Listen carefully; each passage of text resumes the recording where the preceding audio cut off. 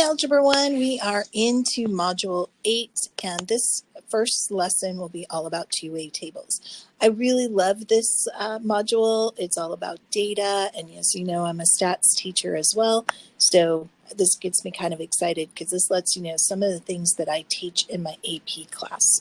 So our essential question, how do you organize and compare two types of categorical data? So what this allows us to do is compare information. We've got some new vocabulary for you here if you'd familiarize yourself with that, but we're going to start with our definition of a two-way frequency table. It shows data that pertain to two different categories. The data from one sample group is shown as it relates to two different categories. The total columns and rows display the categorical data. So just so you remember, categorical data is things that can be divided into a category. So like colors, shoe sizes, the state you were born in. So anything that's non-numerical. We make numbers out of this by counting how many of those events occur. So let's take a look at our first example, and I think that'll help you understand what we're doing here. Mr. Smith keeps track of his students' missing assignments. He keeps track of how many boys and girls do not complete their homework. He puts students who don't complete their homework into two categories, either one missing assignment and two or more missing assignments. He uses a table to keep track of the result.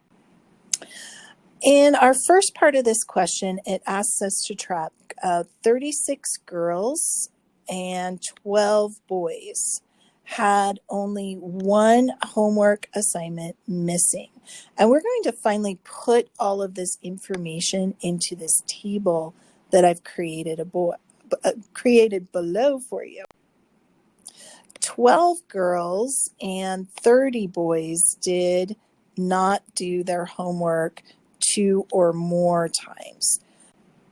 So here's what this is going to look like. So in the first one, we've got these one missing assignment people. So that's our first sentence here. So 36 girls, it was true for them, and 12 boys had one missing assignment. So this is really a way to organize our information. Then for the naughty list, those people with two or more missing assignments, it was 12 girls and 30 boys this was true of. The second part asks us to find the total of each column and row. So I'm going to go ahead and add together all of my information here.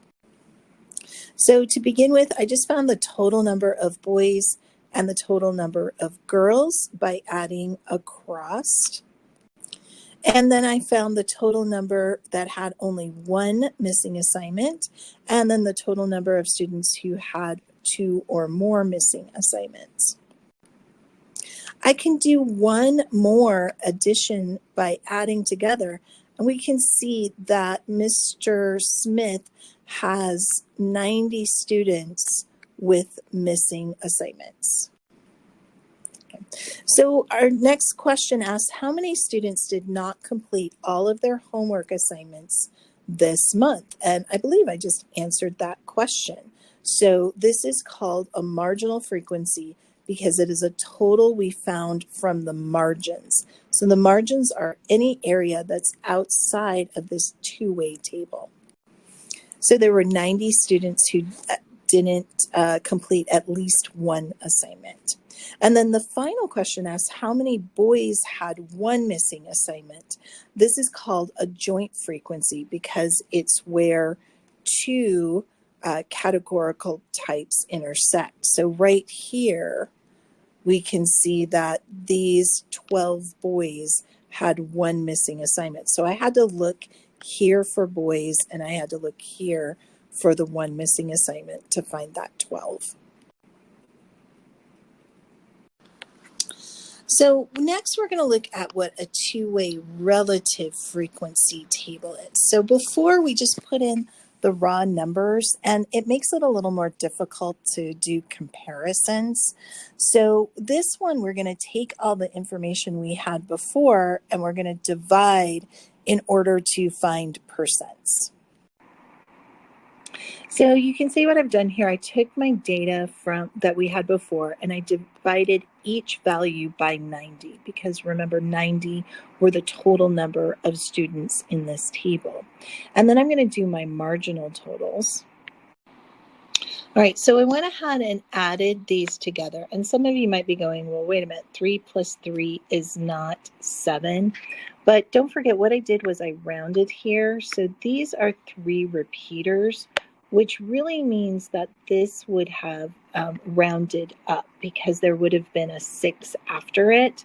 So we would have rounded that up, and that was appropriate to put a 7 there instead of another 6. All right, so are girls more likely than to have missing homework? So now we can see the total number of girls with missing homework, or in percentage, was 53% of them, compared to the boys, which was 46. So actually the girls were more likely to have at least one missing assignment.